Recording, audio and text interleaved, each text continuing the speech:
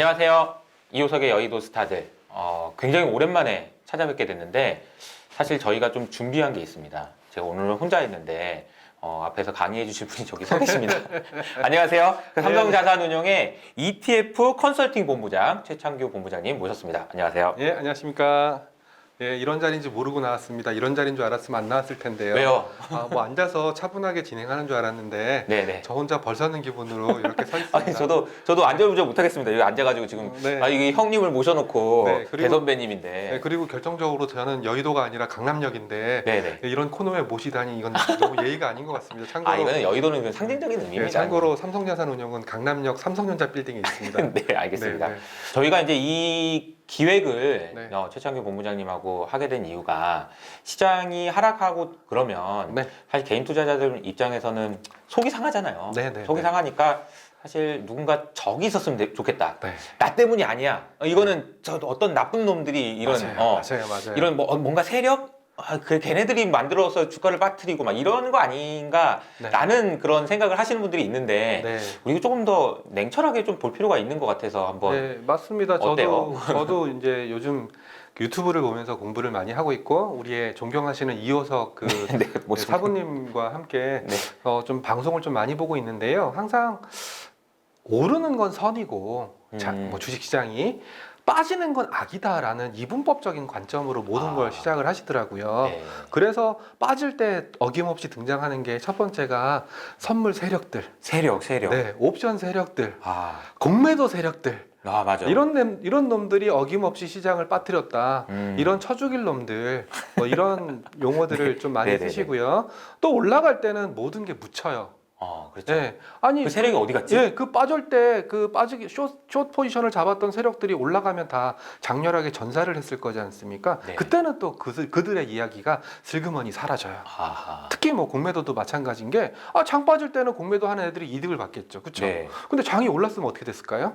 공매도 했던 애들은 소위 말하는 숏 커버링을 했겠죠. 그렇죠. 숏 커버링이라는 것은 매도 쳐놓고 이 포지션을 뉴트럴로 만들기 위해서 눈물을 머금고 자기가 매도 쳐놨던 가격보다 높은 가격에 사서 포지션을 뉴트럴하는 걸 말하는 거거든요. 제가 웃는 네. 이유가 진짜 네. 많이 했거든요. 네. 쇼커버. 네. 진짜 고통스럽습니다. 네네네. 쇼커버의 고통은요, 해보지 않은 사람들은 이루 말할 수가 없어요. 네네. 특히 올라가는 건 끝이 없잖아요. 맞아. 무서워. 진짜 무서워요. 떨어지는 건 0으로 수렴하지만 올라가는 건 무한대거든요. 음. 그래서 항상 사람들은 쉽게 설명해요. 올라갈 때는 아이 좋아 거반 내가 올라간다고 얘기했었지. 떨어질 때는 이놈의 세력들, 이놈의 외국인 세력들, 이놈의 풋옵션 세력들 뭐 이런 식으로 표현을 하다 보니까 그게 너무너무 억울해서 제가 어느 날 문득 우리 이호석 선생님한테 네. 이런 것들을 좀 체계적으로 설명하는 코너가 좀 있었으면 좋겠다. 맞아요. 선물이란 무엇인가, 옵션이란 무엇인가, 또 선물과 옵션이 연계된 프로그램 매매란 무엇인가, 차익거래란 무엇인가,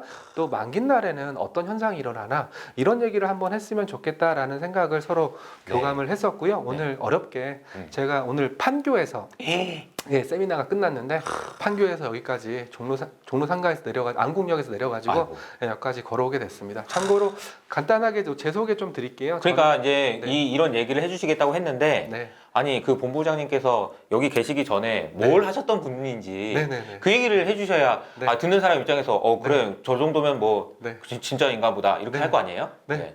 저는 바야흐로 2001년입니다. 2000년이었죠. 2001년이요? 예, 2001년이었고 실은 제가 이제 여의도에 대한 꿈을 꿨어요. 참고로 저는 지방에서 대학교를 나왔습니다. 네. 물론 효성님도 지방에 있는 대학교를 나오셨지만 네네네. 저는 진짜 지방에 있는 대학교를 나오게 됐고요. 그때는 온라인이 안 됐었기 때문에 그 증권 투자 상담사 기억나시죠? 네. 네, 파생 투자 상담사 혹시 맞아요, 기억나세요? 맞아요. 그 시험을 치기 위해서는 서울로 올라왔어야 됩니다.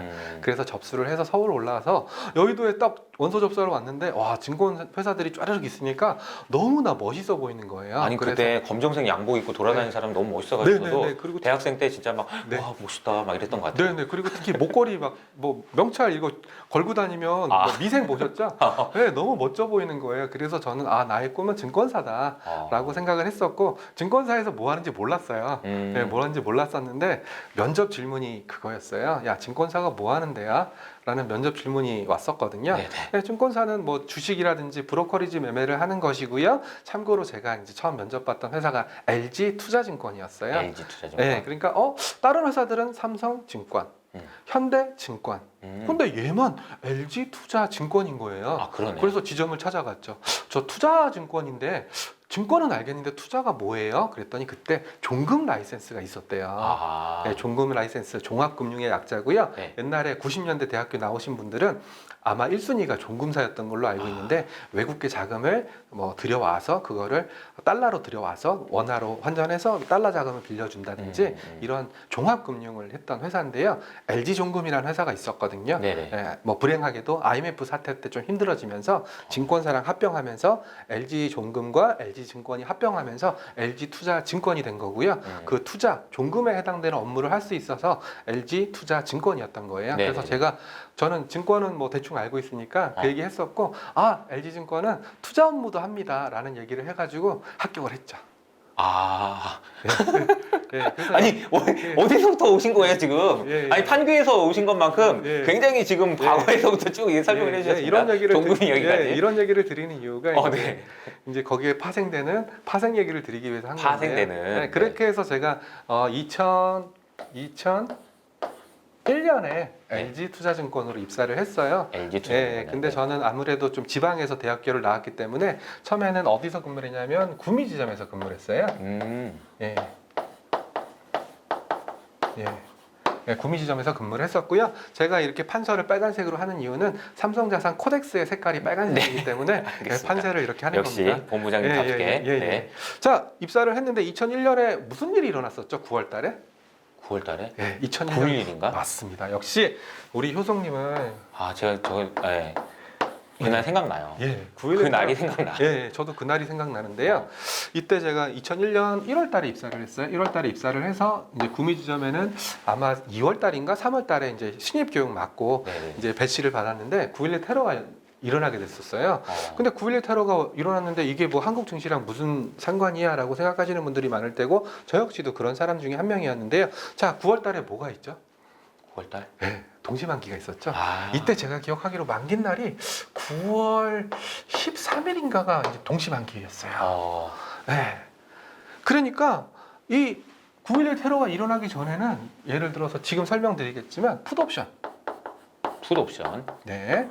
참고로 풋옵션은 팔 수 있는 권리고요. 팔 수 있는 권리. 예, 그러니까 일정한 가격에 내가 팔게, 내가 돼지고기 한 근에 5,000원에 팔게라고 약속을 했는데 이미 돼지고기 한 근의 가격이 저기 뭐 한 만 원 되는 거예요. 만 원, 만 원, 2만 원 되는 거예요. 저는 5,000원에 팔아야 되는데 팔겠어요, 안 팔겠어요? 안 팔지.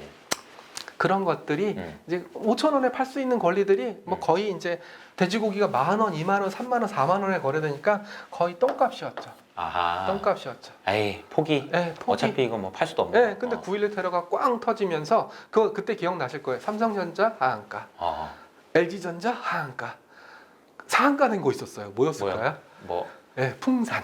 풍산. 네. 전쟁 난다고. 네네, 걸어야. 그리고 뭐 이런 회사들이 상한가였고 그걸 제외한 가격들은 다 거의 하한가까지 갔었고요. 이때 아직도 기억나는 게 9시에 장 열리지 않습니까? 네. 장이 9시에 안 열렸어요. 진정하라고. 네, 너무 큰. 참고로 이때 미국 장은 휴장이었고요.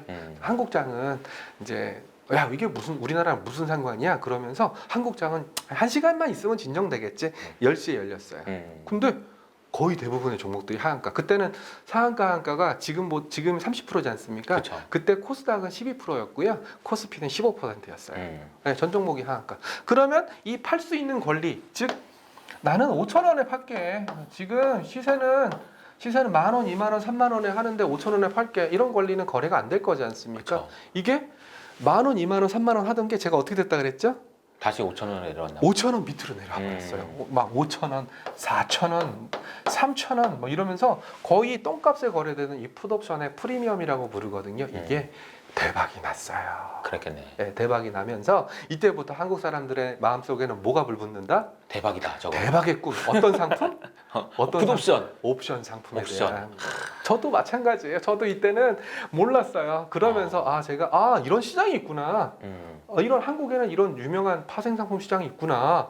그러면서 이때부터 이제 2011년 9월 11일을 봄으로 전 증권사 직원들은 선물 옵션 열풍이 불러서 아, 그때부터였구나. 예. 선물 옵션 열풍이 불기 시작했어요. 그러니까 근데 왜냐면 저기서 이제 말씀하셨을 때 풋옵션이 뭐 저런 상황이었을 때 수익률로 따지면은 뭐 한 450배 정도 났으니까요. 450배요? 네네네. 네. 하루 만에. 네, 그것도 하루 만에. 9.12 테러가 생겼다는 이유로. 네네, 하루 만에. 솔솔하네. 네, 450. 그러면서 이제 저도 증권사라는 막연한 꿈을 꿨었고, 증권사가 뭐 하는지 제가 뭐 아까 구구절절 설명드렸지만 종금 업무를 합니다. 이게 끝이었거든요. 주식 브로커리지를 합니다. 저도 지점에서 주식 브로커리지만 했었으니까 네. 그게 전부인 줄 알았는데 아니다. 또 다른 신세계가 있었다. 음. 그래서 이때 하루에 450%라니. 네네네. 이때를 계기로 한국 시장에는 파생 상품 붐이 일어나기 시작한 거예요. 그래서 제가 구구절절 설명을 드렸지만 이에서 한국에서는 파생 상품에 대한 한때 우리가 옵션 거래량으로 뭐 전 세계 1위 막 이럴 때도 있었잖아요. 1위였죠. 그래서 이거를 제가 곰곰이 분석을 해봤어요. 왜 한국 사람들은 이렇게 파생 상품에 열광을 할까? ELW에 열광을 할까? 비트코인에 열광을 할까? 곰곰이 생각해봤는데 한국 사람들의 마음속에는 쓰리고 정신이 있던 거예요. 쓰리고. 네. 이게 쓰리고는 또 뭐예요? 쓰리고 정신. 네. 이게 굉장히 중요한 정신인데요. 진짜 자, 고스톱을 칠 때 원고 플러스 몇 점? 원고 하면 플러스 몇 점? 몇 점? 1점. 1점. 투고 플러스 몇 점? 2점? 2점. 쓰리고 플러스 아니죠. 곱하기 2배죠. 아니 그러니까 한 번 더 가 그러면 이게 한 방 더 있다는 거죠. 네, 그러니까 원고 했을 때는 그냥 1점만 플러스 되고 투고 했을 때 2점만 플러스 되지만 쓰리고 하게 되면 그때부터는 레버리지. 그러니까 레버리지 ETF가 되는 거죠. 그리고 포고를 해버리면 몇 배죠? 몰라요. 포고 고스톱 안 치시나요? 저는 잘 모릅니다. 교수님 아직 궁금만 해가지고요. 예. 네. 그래도 죄송합니다. 쓰리고를 하게 되면 2배가 되고요. 네. 포고를 하게 되면 3배가 돼요. 네. 예. 그래서 타짜 영화를 보시면은 이게 이렇게 됩니다. 예, 대길이가 치마를 여자가 치마를 보여주면 구라가 들어가는 거다. 기술이 들어가는 거다. 그러면서 패가망신 하게 됐었죠. 예, 그래서 아니 선물 옵션 내기다가 너무 네. 아무튼 쓰리고 정신이 있기 때문에 네, 쓰리고 정신이라는 것은 레버리지예요. 기본적으로 레버리지. 쓰리고를 하게 되는 순간부터 2배, 3배, 4배가 되니까 레버리지 정신이 한방 정신. 한국 사람들 마음속에는 있었던 거예요. 이거는 제가 이제 어떤 논리적인 근거를 제시한다든지 그런 건 아니지만 특히 한국이나 중국이 파생 상품이 거래가 잘 됐어요. 당시. 네. 그래서 한국 사람들과 중국 사람들의 마음 속에는 약간 투기적인 마음. 저는 절대 이게 나쁘다라고 생각하진 않아요. 왜냐하면 도전 정신이죠. 모든 상품에는 투기, 차익, 해지가 아우러져야 거래가 이루어지는 거거든요. 그러니까 너무 한쪽 시장만, 한쪽 거래만 이루어진다면 그 시장은 불균형이 일어날 수밖에 없어요. 투기, 해지, 그리고 차익. 네, 이따가 설명드릴 겁니다. 알겠습니다. 네, 그래서 이제 제가 이때를 기점으로 선물 옵션 공부 한번 해보자. 그래서 이때 이제 한참 아는 선배들이랑 이제 선물 매매. 짜릿했겠네요. 네, 선물 매매 하다가 잃었고요. 옵션 매매 하다 잃었고요. 네, 한 2, 3년 해보니까 너무 어려운 거예요. 그래서 안 되겠다. 뭔가 좀 제대로 한번 해보자라고 생각을 해서 2004년 2월에 이때 사내 공모로 리서치 센터로 옮기게 됐어요. 지점에 있다가 사내 공모를 했어요. 마침 네네. 리서치 센터에서 파생 상품을 커버하는 RA 직군에 대해서 사내 공모를 했었거든요. 네네. 근데 제가 응모를 했고요. 당당하게 2대1의 경쟁률을 뚫고 2대1의 경쟁률이 제일 살벌한 경쟁률이거든요. 네네. 둘 중에 한 명이니까. 그러니까. 그때 그 형님은 저랑 경쟁을 벌였던 형님은 또 이제 외환 거래 쪽에 또 특화되셔가지고 잘 되셨어요.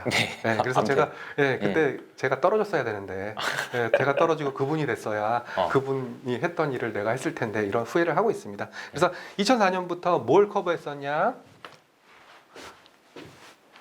지우겠습니다. 2004년부터 네. 지금 참 그러니까 파생 상품이라는 것이 지금은 관심 별로 없어요. 맞아요. 왜 그렇게 됐는지는 잘 모르겠지만 네. 지금 설명은 2001년부터 이제 시작을 해서 네네네. 한국 사람들이 파생 상품 시장에 관심을 많이 갖기 시작했다. 네. 그리고 이제 어떤 일이 일어났는지 네. 흥미진진합니다. 네. 항상 모든 금융상품에는 그 상품이 잘 되기 위해서는 소위 말하는 대박이 있어야 되거든요. 대박. 예. 대박의 그래서- 꿈이 있어야 네. 들어온다는 거죠. 네, 대박이 있어야 모든 상품이 사람들이 가입을 하고요. 대박이 없었음에도 불구하고 열광을 했던 상품이 딱 하나가 있어요. ELS. 아, 네. ELS도 뭐 제가 기회가 되면 설명드리면 참 좋을 텐데 네. ELS라는 상품은 일종의 구조화 상품. 구조화 상품이라는 것은 우리가 말하고 있는 소위 대박 또는 쪽박 이런 이분법적인 논리가 아니라 일정한 범위 내에서 레인지라고 부르는데 이 레인지 내에서 우리가 원했던 기초자산의 가격이 형성될 경우에 약속했던 쿠폰을 지급하는 형태거든요. 예, 그러니까 이거는 또 옛날에 뭐 ELS 그러면 주가가 야 삼성전자 주가가 반토막 나겠냐? 네. 반토막만 안 하면 내가 3% 줄게. 이거잖아요. 맞습니다. 그죠? 그게 이거의 또 근간이 뭐냐면 코스피의 박스피. 아, 그렇지. 네, 코스피의 박스피가 너무 오랜 기간 형성되다 보니까 야 삼성전자 반토막 안 돼. 많이 오르지도 않을 거야. 그러니까 이렇게 삼성전자가 50% 그리고 기준가 요 사이에서만 형성되면 나 너한테 3% 줄게. 나 너한테 4% 줄게. 이런 류의 ELS 시장이 성공을 하게 된 거예요. 어떻게 보면 박스피의 슬픈 현실이죠. 그게 뭐 닭이 먼저냐 달걀이 먼저냐는 모르겠지만 맞습니다. 영향 분명히 준 거죠. 수급적으로. 맞습니다. 수급적으로 영향 줬습니다. 얘가 무슨 짓을 하냐? 얘가 박스피니까 떨어지면 사요. 그렇지. 그리고 오르면 팔아가지고 또 요만큼의 이익을 챙겨요. 어허. 또 빠져요. 또 사요.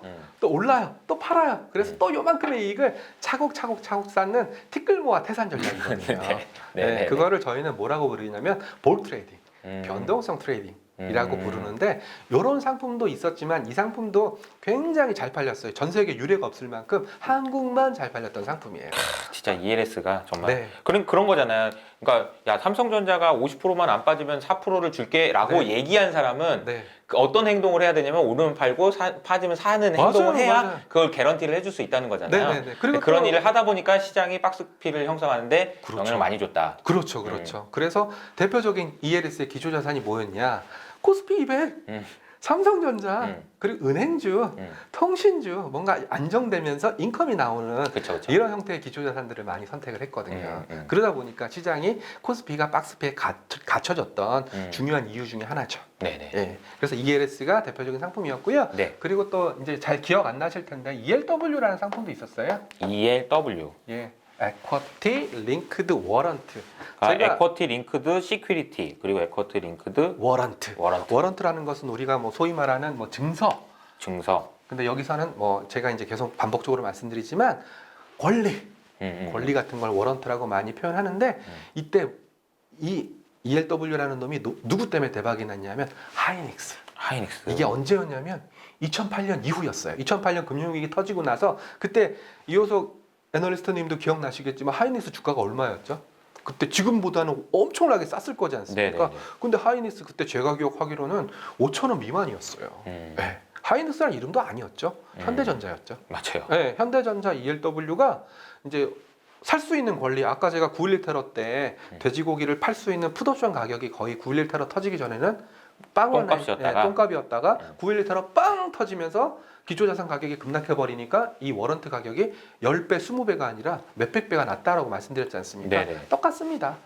하이닉스 주가가 그때 뭐 5,000원 미만이었는데 얘가 10,000원, 20,000원, 30,000원, 40,000원 막 이렇게 갔었거든요. 그러면서 워런트를 샀던 사람들은 워런트라는 게 그 금액을 다 주나요? 아니면 일부만 주나요? 그러니까 권리만 사는 거니까. 그렇죠. 권리만 하이닉스를 살 때는 100만 원 들면 권리만 사는 거는 뭐 만 만 원, 원, 뭐 네. 2만 원. 그러니까 네, 근데 한 100배 정도의 레버리지. 네, 똑같은 돈이 아니라 얘는 10분의 1만큼만 돈을 주는데 올라가는 퍼센테이지는 똑같지 않습니까? 그쵸, 10%, 20%, 30%, 40%. 그러니까 얘는 어마무시한 수익률이 나게 된 거였죠. 그러면서 ELW 시장도 대박이 났었어요. 역시 뭔가 네. 사람들이 관심을 갖게 하기 위해서는 야, 네. 이거 대박이야. 이게 네, 있어야 되는 맞습니다. 거네요. 네, 그러니까. 맞습니다. 네. 그러다가 결국은 이런 한국의 파생 상품들, 한국의 ELW들 얘가 왜 안 되게 됐을까요? 왜 망했을까요? 아, 근데 이제 망한 이유를 설명해 주시는 거네요. 예, 딱 하나입니다. 규제입니다. 아, 예, 규제.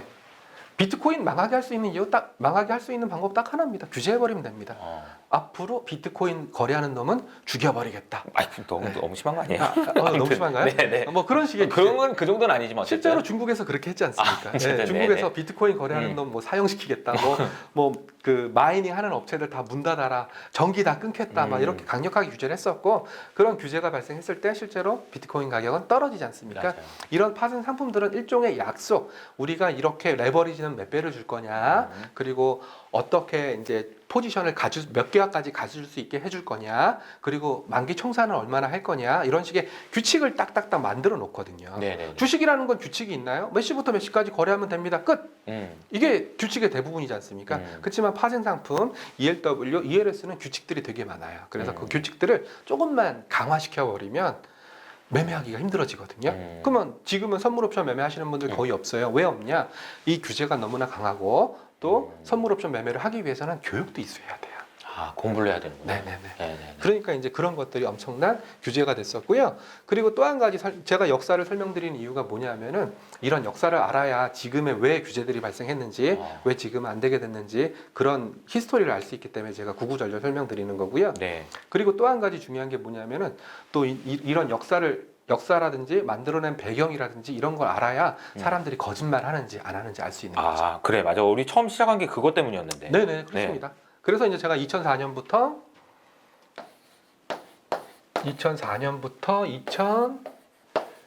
2020년까지 이 한국에 있는 파생 상품 그리고 이제 파생 상품을 기초로 한 뭐 구조화 상품 그리고 ETF 이런 상품들을 리서치를 했던 거였죠. 그러면서 이제 저는 지금 2020년 너무 이제 오래 일하다 보니까 이 새끼 너무 고인물 아니야?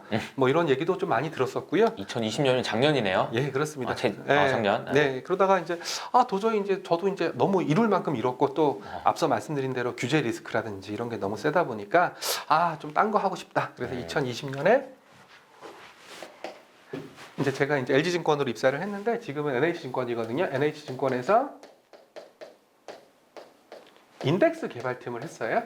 인덱스를 개발하는 거예요? 네. 그건 뭐예요? 인덱스를 개발하는 게? 인덱스 개발팀이라는 건 뭐냐면요. ETF나 ETN의 기초가 되는 게 뭐죠? 지수? 네, 그거 개발하는 뭐 팀이었어요. 코스피 같은 거? 네, 맞습니다. 그러니까 코스피 뭐 자동차 네, 이런 아니 거. 뭐 시스템 반도체 아니면 AI 지수 뭐 이런 것들을 만드는 이런 걸 했었어요. 이걸 하게 된 배경이 뭐냐면 결국은 이 파생 상품의 기초가 되는 게 바로 인덱스였기 때문에 제가 인덱스에 대해서는 그 누구보다 더 빠삭하다. 어떻게 인덱스를 만들 것이며 몇 개 종목으로 구성할 것이며 유동 비율은 얼마로 할 것이며 어떤 종목은 늘 것이며 뺄 것이며 이런 것들을 알고 있었기 때문에 이게 다 이제 파생 상품으로부터 나오게 된 지식을 바탕으로 제가 이제 사내 벤처 형태로 하게 된 거였죠. 예, 그러다가 한 1년 지나니까 네. 이렇게 해서 이제 한 1년 정도 했어요. 2021년이 되다 보니까 한국의 ETF 시장이 너무 커지게 된 거죠. 제가 아까 이 인덱스는 뭐의 기초 자산이라 그랬죠? 인덱스는 ETF. ETN의 기초 자산이다. 이 작업을 하다 보니까 저는 이제 뭐 삼성자산으로 조인하게 됐었고요. 그리고 제 밑에서 인덱스 개발 업무 하던 윤중길이라는 친구가 있는데 그 친구는 한화자산 아리랑 ETF 운용팀장으로 가게 됐죠. 중길이? 네. 중길이 저랑 친구인데. 네. 그래요? 네. 그렇구나. 네, 알겠습니다. 그렇게 된 겁니다. 그래서 제가 파생 상품 관련된 히스토리, 그리고 ELS나 ETF와 관련된 히스토리, 그리고 또 최근에는 듣다 보니까 이거 완전히 이게 이런 거 내가 설명해 줬는데 내가 걸어온 길이 이게 바로 역사야. 막 이런 느낌. 맞습니다. 예, 제가 내가 지금 이런 거 했는데 그래. 막 이런 느낌이네요. 네, 맞습니다. 그래서 제가 뭐 그런 얘기를 하려고 한 건 아닌데 제가 이제 이런 한국 파생 상품 시장에 있어서는 리서치 쪽에서는 한 3세대 정도 돼요. 네. 3세대 정도 되고요. 오랫동안 하셨고. 네, 1세대는 누구시냐면 처음에 코스피백 선물, 코스피백 옵션을 만드신 분들이 계세요. 시카고 CBOE 가서 연수 받으시고 참고로 이제 96년에 코스피백 지수가 나오게 됐거든요. 근데 생각해보면 지수라는 거를 도대체 어떻게 만들고 그러니까 그 되게 신기하긴 해요. 그리고 요즘에 보면은 어디 무슨 지수에 편입된대 그러면 또 막 주가가 올랐다가 그렇죠. 그런 일들도 일어나는 거 보면 지수가 확실히 중요한 것 같아요. 맞습니다. 최근에 시장이 결국은 제가 박스피 얘기도 잠깐 드렸는데 야, 한국 시장에서 알파를 찾을 수 있을까? 알파를 찾기가 너무 어렵다. 그러면은 베타만 투자하자.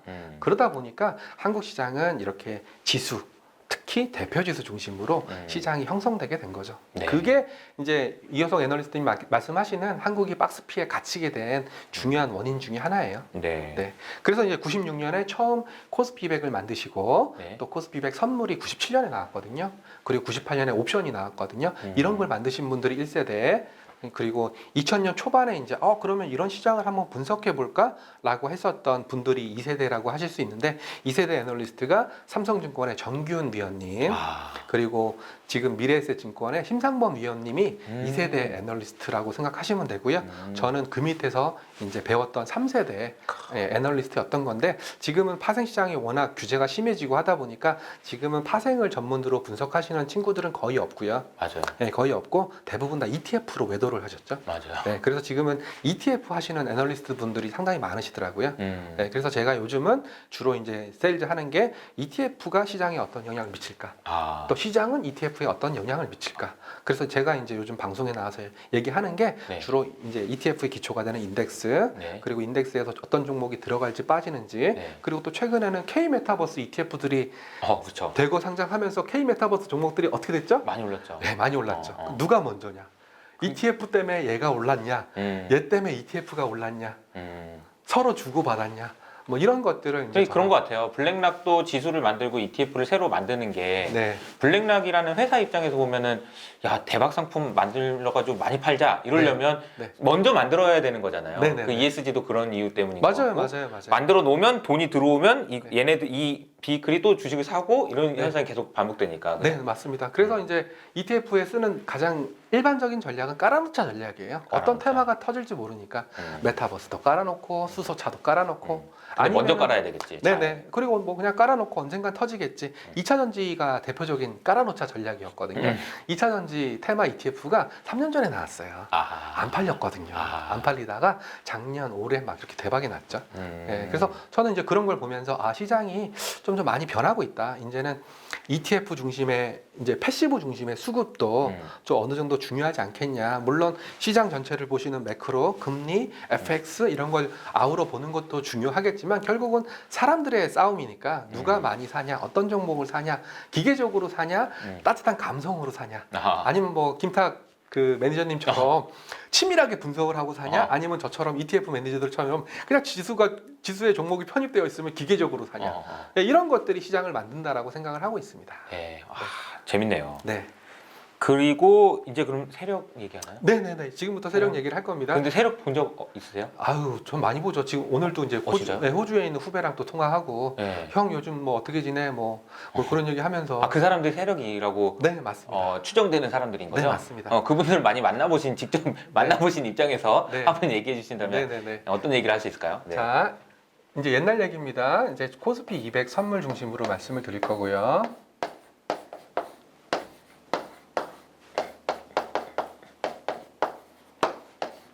코스피 200 선물이라는 거는 코스피 200 지수 맞습니다. 기초 자산으로 해서 맞습니다. 그리고 한국에는 뭐 파생 상품 그러면서 저한테 간혹 가다가 제가 NH 있을 때 돈육 선물 가격이 어떻게 될 것 같나요? 제가 돈육을 어떻게 알죠? 당신 선물 옵션 담당이라면서요.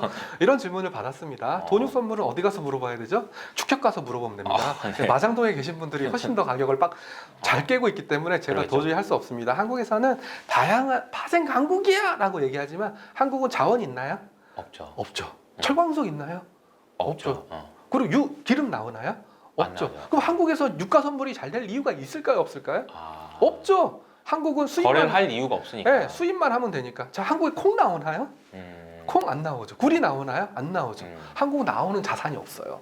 그럼 한국에서 콩 선물 누가 매매할까요? CJ제일제당밖에 매매 안 해요. 그러네. 해표식용유밖에 매매 안 해요. 네. 그러면은 그 콩 선물 가격이 정상적으로 형성이 될까요? 아니면은 비정상적으로 형성이 될까요? 그때 뭐 소수의 한 명의 생각이나 의지에 따라서 많이 바뀔 수 있겠네요. 그렇습니다. 그러면 그걸 선물이라고 할 수 있나요? 그건 선물이 아니라 선도 또는 독점이라고 할 수 있는 거죠. 선도 거래랑 선물 거래는 또 다르죠. 선도는 선도 거래는 1대1 계약이고. 저랑 약속 맺고 콩 1톤 1,000만 원에 넘겨. 오케이? 한 달 있다가. 이게 선도. 선물이라는 것은 그 권리들을 서로 여러 이해 당사자들 제가 아까 세 가지 거래 말씀드렸잖아요. 해지, 투기, 차이. 이런 사람들이 치열하게 싸우는 이 거래가 진정한 선물 거래라고 생각하시면 됩니다. 자, 한국에는 자산이 없어요. 그러면 콩 선물이나 석탄 이런 원자재 선물은 누가 잘할까요? 많이 나오는 나라에서. 중국? 네, 런던. 런던. 그래서 런던 거래소는 주로 이제 원자재라든지 그리고 우리 뭐 브렌트유라든지 뭐 이런 그렇죠. 것들은 다 런던에서 거래되고 또 외환이라든지 이런 것들은 런던에서 거래되고요. 그리고 미국에서 주로 거래되는 것들은 이제 미국은 워낙 이런 금융 상품의 강국이니까 빅스. 예, 빅스는 변동성? 이런 것까지 선물로 만들어서 거래할 정도로 미국은 약간 좀 이제 어떻게 보면 약간 구주화 파생 이런 것들을 거래 많이 하고요. 중국도 파생 거래 참 잘 돼요. 뭐가 잘 될까요? 중국은 땅덩어리가 넓고 농산물이 많으니까 농산물 파생. 네. 그렇구나. 네. 그럼 한국은 자원도 없고 네. 나오는 것도 없고 오로지 뭐다? 주식? 주식과 관련된 파생 상품. 아. 그리고 일부 이제 채권과 관련된 채권과 관련된 파생 상품 이런 것들이 한국이 파생 상품 강국이다라고 했던 배경들이에요. 근데 실제로는 이것만 있는 게 아니라 한국에도 다양한 기초자산의 선물들이 있어요. 심지어 빅스에 해당되는 V코스피라는 선물도 있어요. 네. 근데 거래가 잘 될까요? 안 될까요? 잘 안 되나 잘 안 보네요. 되겠죠. 그래서 제가 이제 강의 드릴 내용은 주로 코스피 200 선물 또는 옵션과 같이 뭐 지수도 얘만 있는 게 아니라 코스피 200 지수 말고도 코스닥은 코스닥 150 그리고 얘도 라지 선물 승수가 높은 거 네네. 미니 선물 승수가 낮은 거 하하. 그러니까 한 근, 두 근 선물 1톤, 2톤 선물 이런 것들이 다 나눠져 있습니다. 네네. 예, 그래서 주로 이제 제가 강의 드릴 내용은 코스피 200 선물 옵션과 관련된 내용 중심으로 말씀을 드릴 거고요. 어차피 세력들도 야 오늘 장 올랐어, 장 빠졌어 이거에 대해서 설명을 하지 어떤 종목이 많이 올랐어 이런 것까지 디테일하게 설명하진 않지 않습니까? 그래서 저는 뭐 요거 중심으로 설명드리도록 하겠습니다. 알겠습니다. 자, 그러면 알아야 될 게 두 가지가 있죠. 코스피 100에 대해서 알아야 되고 선물 옵션에 대해서 알아야 되겠죠. 각각을 알아야 되네요. 네. 일단 코스피 200부터 말씀드리도록 하겠습니다.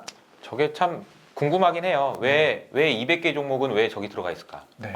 어떤 기준으로? 네, 코스피 100은 200개 종목 뒤에 숫자가 붙은 지수들은 이 숫자를 맞춥니다. 숫자를 맞추고요. 종목의 개수를? 예, 종목의 개수를 맞추고요. 그래서 항상 얘는 예비 종목이라는 개념들이 있어요.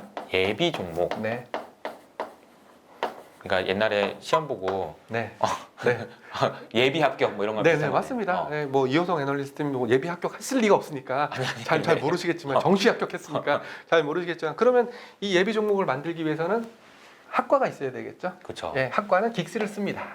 긱스. 네. 긱스 안 쓰시나요? 예, 네, 맞아요. 예, 긱스가 긱스가 예, 뭐의 약자인지는 저도 잘 모르겠지만 MSCI와 S&P가 공동으로 개발해낸 업종 분류 체계입니다. 참고로 이 긱스를 쓰게 된 게 얼마 안 됐어요. 얼마 안 됐고요. 긱스를 쓰기 전에는 한국 정통 산업 분류를 썼어요. 어업, 광업, 전기가스업 이런 걸 썼었어요. 아니 그러니까 이게 옛날이랑 시대가 많이 바뀌어서 맞습니다. 이런 종목을 분류를 하는 것도 저희 그거 되게 고민 많이 되더라고요. 왜냐하면 요즘에 같은 경우에는 2차 전지 지수가 있어야 될 것 같은데 없잖아요. 지금. 그렇죠. 2차 전지는 이제 이렇게 생각하시면 돼요. 얘는 업종. 네, 업종이라고 불리우는 거고요. 영어로는 뭐 섹터라고 얘기를 많이 하세요. 네, 얘는 섹터고요. 섹터로 가기엔 좀 모자라. 섹터로 가기엔 모자른데 얘는 뭔가 있어. 그게 바로 이제 소위 말하는 테마. 테마 또 좋아하시는 분들 많죠. 또. 네. 근데 또 한국에서는 테마 그러면 뭐 정치인 테마, 그렇지. 뭐 누구누구 테마 이런 것들이기 때문에 테마에 대한 좀 부정적인 인식이 정의가 있지만. 좀 부정적인 인식이 있지만 저는 테마 앞에 무슨 단어를 붙이냐면 메가 트렌드라는 단어를 붙여요. 제가 좀 좋아하죠. 네, 메가 트렌드 좋아하고요. 메가 테마라는 것은 업종이 되기엔 모자르지만 진정한 메가 트렌드가 될 수 있는 산업이다. 그래서 이런 놈들이 테마다라고 생각을 좀 하고 있습니다. 예를 들면 어떤 게 있나요? 메가 트렌드. 방금 말씀하신 2차 전지죠. 2차 전지. 그리고 태양광, 수소차, 수소경제, 아니면 최근에 많이 나오고 있는 탄소 예, 이런 것들이 아마 언젠가는 업종으로 섹터로 승격할 수 있는 그런 게 아닐까. 그럼 왜 승격을 못 하나요? 보통 이런 것들은 글로벌 스탠다드이기 때문에 매출액 기준으로 많이 생각을 하거든요. 야, 자동차 업종. 그러면은 자동차를 생산해서 얼마만큼의 매출액이 발생하는지를 이 긱스에는 가장 근본으로 생각을 하고 있어요. 만약에 우리가 2차 전지 관련된 LG 화학을 예를 들게. LG 화학이 자동차 업종인가요? 아니지. 아니죠. 아직은 어. 뭐 자동차를 안 만드니까. 그렇지만 LG화학은 언젠가는 자동차 업종이 될 거예요. 왜? 전기차가 대세가 될 거니까. 아하. 만약에 전기차가 대세가 돼서 전기차가 자동차다라고 가정을 내린다면은 LG화학은 전기차를 만드는 업체라고 할 수가 있겠죠. 그래서 제가 누누이 강조드리는 건데 항상 여러분들이 테마 주식을 볼 때는 메가 트렌드가 될 수 있냐. 예, 물론 저도 그게 제일 궁금한 영역이긴 해요. 그래서 메가 트렌드가 될 수 있는 테마를 사셔라. 메가 트렌드가 될 수 있는 테마는 이제 주위를 둘러보면 테슬라 타고 다니지 않냐, 아이오닉 5 타고 다니지 않냐. 그러면 전기차는 이제 자동차 업종을 대신할 수 있는 트렌드가 될 거다. 메가 트렌드가 된다. 저는 뭐 그런 관점으로 보는 것들이 주로 뭐 클린 에너지라든지 아니면은 뭐 우주 산업. 왜냐하면 이제 옛날에는 사람들이 배 타고 물건 날랐지만 얼마 전에 또 로켓 쐈지 않습니까? 그런 그쵸. 거 봤을 때 우주 산업 이런 것들 언젠가 업종이 되지 않겠냐. 아하. 참고로 뭐 여기까지는 먼 미래 얘기고요. 아직까지는 긱스에서는 좀 전통 분류를 쓰기 때문에 11개 업종을 쓰고 있어요. 이 11개 업종을 11개로 이렇게 모둠으로 네? 이렇게 모여봐라. 11개, 11개 조로 이렇게 모여 이렇게. 네, 나누는 11개 거죠? 학과가 있는 거죠. 11개 학과가 있고요. 그리고 똑같아요. 우리 입시 보는 거랑 똑같아요. 이렇게 11개 학과가 있으면 이렇게. 자, 이거 시가총액입니다. 시가총액. 시가총액. 네. 시가총액을 계속 더해요. 1등, 2등, 3등, 4등, 5등 이렇게 계속 더해요. 그래서 70%에서 끊어버려요. 네, 70% 끊어버려요. 1등이 뭐 삼성전자 20%, 하이닉스 뭐 몇 프로 이렇게. 2등이 요만큼. 아이고. 그림이 그렇게 그리면은 네. 약간 3등, 4등으로 갈수록 더 커지긴 해요. 네네. 근데 어쨌든 알아들을 수 있으니까. 네네. 그냥 더 어쨌든. 한다라고 생각하겠습니다. 네. 그래서 더하면 네, 그래서 요 안에 들어오는 종목은 신규 상장 종목이 요 안에 들어온다. 이쯤 들어온다. 신규 상장 종목의 시가총액이. 네네네. 네, 그러면 얘는 들어가는 거고 얘 때문에 누구 한 놈이 빠지겠죠. 그 빠지는 놈도 그냥 냉혹하게 여기 너 요 정도 됐는데 빼 이렇게는 안 빼고요. 이걸 버퍼룰이라고 그러는데 네네. 너무 냉정하게 빼버리면 들어갔다 나갔다 들어갔다 나갔다 특히 계속 그렇지. 여기 걸려 있는 놈들은 왔다 갔다 하면 힘들어요. 그래서 버퍼룰이라고 해서 115%. 115%? 네네네. 네. 여기까지 이렇게 그러니까 여기 115%는 그 예전에 편입되어 있는 종목들. 네네. 예, 예전에 편입되어 있는 종목들이 요 정도에서 끝날 거지 않습니까? 예.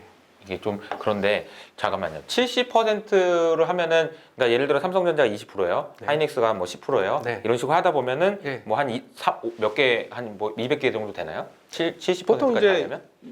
그 코스피 종목을 대상으로 하다 보니까 한 업종이 많으면 한 100개 정도 되죠. 100개. 그렇게 쭉 이렇게 하다 보면 70% 끊어지는데 네. 그 넘어가는 애들에 대한 이야기인 맞습니다. 거죠. 넘어가는 애들에 대한 얘기고요. 그리고 기존에 코스피 200 구성 종목이었던 놈들도 있을 수 있고 이 70% 안에는 아니었던 종목도 새롭게 들어와서 될 수도 있지 않습니까? 네. 그래서 이 기존에 들어와 있던 기존에 코스피 200 종목을 구성하고 있던 네. 이런 종목들이 이렇게 쭉 있을 거지 않습니까? 네. 예.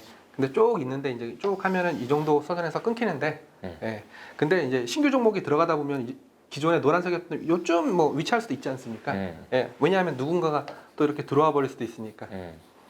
그래서 이렇게 빠져나가는 종목도 이제 기존 대비해서 이제 너무 많이 안 빠져나가면 남겨둡니다. 네, 이걸 버퍼룰이라고 하고요. 네네. 예. 그러니까 시가총액 기준으로 뭐 한다고 했는데 시총은 근데 매번 바뀌잖아요. 그래서 이제 6개월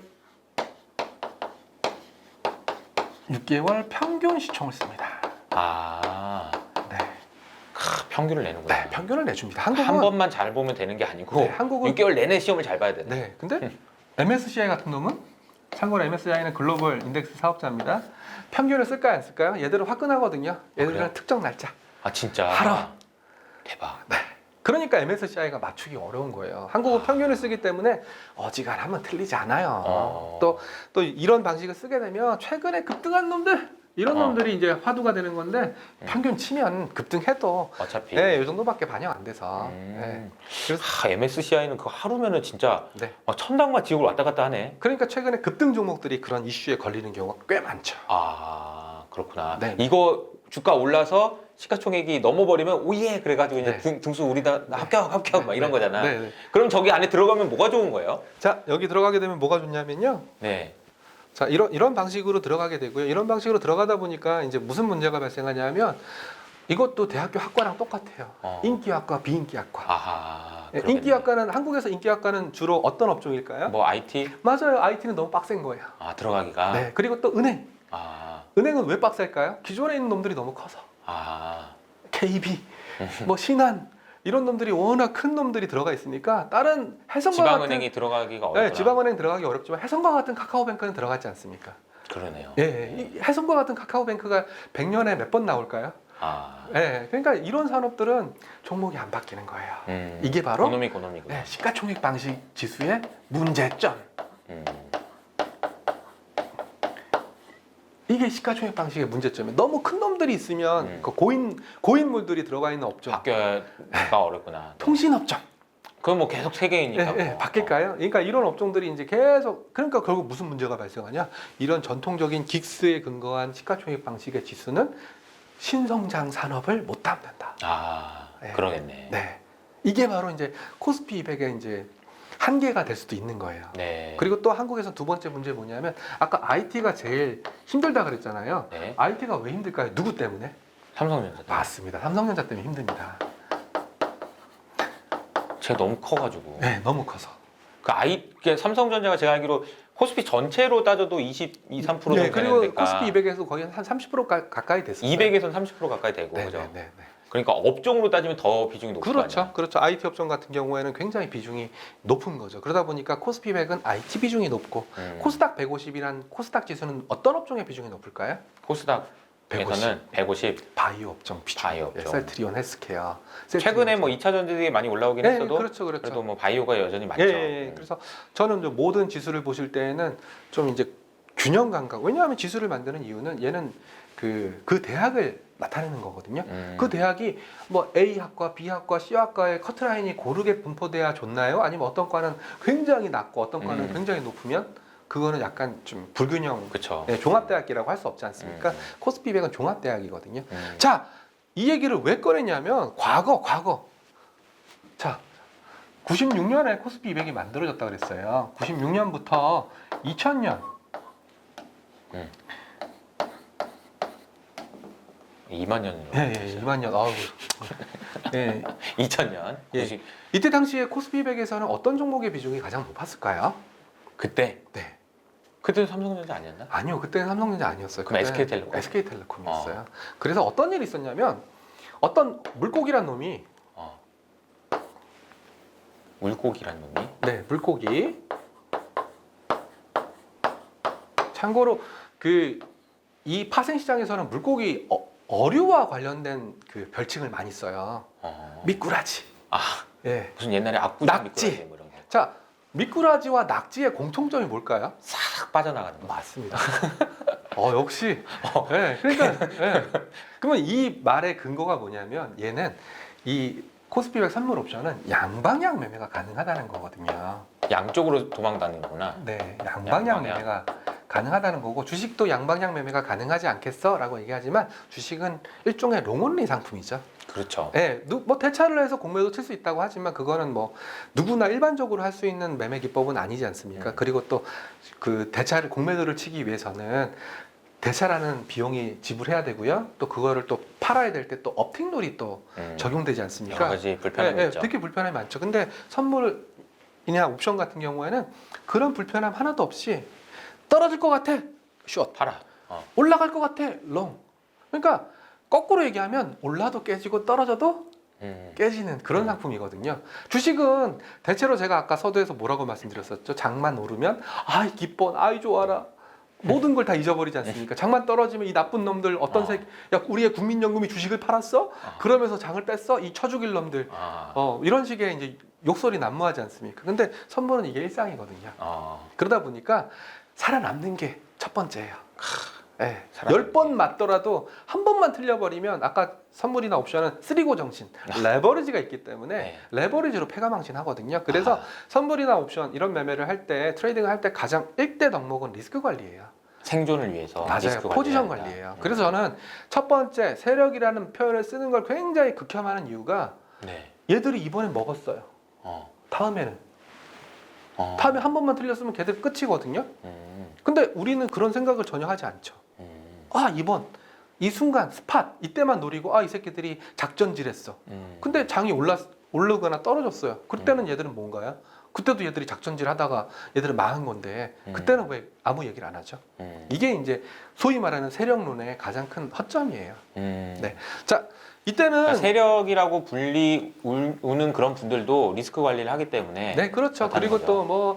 또 몇 천억을 동원해서 뭐 누구를 샀고 그런 짓 안 하죠. 왜냐하면 몇 천억을 동원했다가 틀려버리면 그러니까 그거 뭐 레버리지로 깨질 텐데. 그렇죠. 2배, 3배, 4배, 10배, 20배로 깨질 텐데 그런 짓을 누가 하겠어요? 그런 돈이 있으면 뭐 예를 들어서 지금 이때 96년 얘기를 드리는 이유가 이때는 초창기이기도 했었고요. 이 코스피 200이라는 이 상품의 그 SK텔레콤과 같은 종목들의 비중이 높았고 그때 제가 기억하기에 홍콩 물고기였어요. 홍콩에 있는 이제 파생매매 하는 사람이 물고기가. SK텔레콤을 이제 선물을 막 샀어요. 선물을 엄청나게 사놓고 옛날에는 그런 게 있었구나. 네, 옛날에 있었어요. 그러니까 이제 선물을 사놓고 선물이 올라가게 하기 위해서 SKT 주가를 올렸나 보네. 맞습니다. 정확하십니다. 예, 옛날에는 그런 일이 있었어요. 그러니까 사람들이 항상 거기서 멈춰 있는 거죠. 그때는 쌍팔년도에 소위 말하는 쌍팔년도 얘기인데 네. 그때는 또 지금처럼 금융감독 그 시스템이나 이런 게 제대로 안 갖춰져 있었거든요. 그 지금은 누군가가 선물을 인위적으로 뭐 한 1000계약, 2000계약 샀다. 그리고 또 반대로 SK텔레콤을 샀다. 그런 게 다 신고가 될 거지 않습니까? 의심이 되는 거래를 하는 사람들은 그렇죠. 다 신고가 전화 될 오는구나. 거죠. 예, 전화 올 뿐만 아니라 왜 지금 이 거래 당신이 왜 하시는 겁니까? 이런 거예요. 맞습니다. 지금은 심지어 어떤 매매까지 잡아내냐면요. 네. LP, 리퀴더티 프로바이더가 있지 않습니까? 네네네. SK증권에서 매도 호가를 내고 매수 호가를 내고 NH증권에서 매도 호가를 내고 매수 호가를 대는데 그게 겹칠 수도 있지 않습니까? 그렇죠. 그런 것도 다 잡아내요. 시스템적으로. 어. 그 정도로 잡아내는 시장이 왔는데 언제적 쌍팔년도 얘기를 하면서 그때 뭐 외국인들이 뭐 누구를 뭐 땡기기 위해서 수익을 극대화하기 위해서 얼마 지수대까지 맞춰 놓겠다. 와, 저는 그런 얘기를 들을 때마다 이 사람은 도대체 어느 시대를 살고 있나. 네. 네, 이런 생각이 좀 많이 들어요. 그렇군요. 네, 참고로 뭐 그래서 그런 얘기를 좀 드린 거예요. 그렇구나. 이게 어쨌든 그 뭐 세력 아까도 말씀드렸지만 뭐 세력이었으면 좋겠는 그런 생각도 네. 하시는 것 같아. 네, 맞습니다. 내 잘못이 아니라고. 네. 자, 정리해서 말씀을 드릴게요. 제가 선물이나 옵션 얘기 전혀 드린 거 없습니다. 제가 지금 근데 뭐 네. 진짜 선물 옵션이 네. 얘기가 안 나왔네 많이. 예, 많이 안 나왔고요. 많이 안 나온 이유는 항상 우리가 어떤 상품이나 매크로나 이런 걸 볼 때 과거에 어떤 일이 발생했는지 또는 과거에 왜 이런 규제가 나왔는지를 알아야지 이해를 할 수 있기 때문에 제가 그래서 말씀을 드렸던 거고요. 한 가지 중요한 사실 몇 가지 말씀드렸는데 첫 번째는 쓰리고 정신이에요. 쓰리고 정신. 레버리지. 네, 그건 어쩔 수가 없어요. 저도 1000만 원 갖고 10억, 20억 벌면은 그거 하고 싶어요. 이건 어쩔 수 없는 본능이다. 이런 본능이 감춰져 있는 상품이 바로 파생 상품이었고, 파생 상품은 적은 돈으로 큰 돈을 벌 수도 있고 또 큰 돈만큼 잃을 수도 있기 때문에 항상 중요한 건 현금 관리라든지 리스크 관리라든지 포지션 관리가 굉장히 중요하거든요. 네. 그렇기 때문에 제가 아까 이런 파생 매매하는 사람들의 별칭이 뭐라 그랬죠? 미꾸라지. 미꾸라지. 왜? 매수로 터질 수도 있고 매도로 터질 수 있기 때문에 항상 이 사람들은 포지션 관리가 제일 중요하다. 그리고 또 적은 돈으로 큰 돈 관리할 수밖에 없고 또 큰 돈을 관리하기 때문에 또 마진, 증거금이라든지 이런 게 굉장히 잘 되어 있거든요. 그렇기 때문에 우리가 뭐 소설에서 보는 것처럼 어느 정도 지수대를 맞춰놓기 위해서 뭘 사고 뭘 팔았다. 이건 다 거짓말이다. 네, 거짓말이다. 예, 이런 것 때문에 뭐 장이 빠졌다 이런 얘기를 한다면 만약에 거꾸로 그 포지션이 반대로 올랐을 때라든지 또는 떨어졌을 때는 어떻게 됐겠냐. 그 사람 죽었다. 지금 한강 가서 시체로 둥둥 떠 있을 거다. 네. 네, 근데 우리는 절대 그런 생각까지 안 하기 때문에 그게 몹시 안타깝다. 네. 이런 얘기를 첫째 시간에 좀 드렸었고요. 그리고 또 뭐 코스피 200과 관련된 기본적인 룰, 긱스 방식의 업종 대표 방식 쓰고 있고 또 시가총액 누적 방식으로 종목을 집어넣거나 종목을 뺀다. 그렇기 때문에 한국에서는 어쩔 수 없이 삼성전자가 들어가 있는 IT 업종이라든지 이런 쪽에 비중은 좀 세고 또 전통적으로 좀 큰 기업들이 많이 있는 금융업이라든지 이런 것들은 뭐 신규 종목들이 들어가기가 좀 어렵다. 그리고 이런 것들을 알아야 이걸 기초로 한 선물, 이걸 기초로 한 옵션 시장을 잘 이해할 수 있을 것이다. 여기까지 좀 말씀을 드렸습니다. 알겠습니다. 그러면 선물 옵션을 이해하기 위한 아주 재미있는 기초 재미있는 세미나가 된 것 같고요. 네. 그 내용을 바탕으로 해서 네. 다시 2부에서 네. 이어나가도록 하겠습니다. 네. 감사합니다. 네.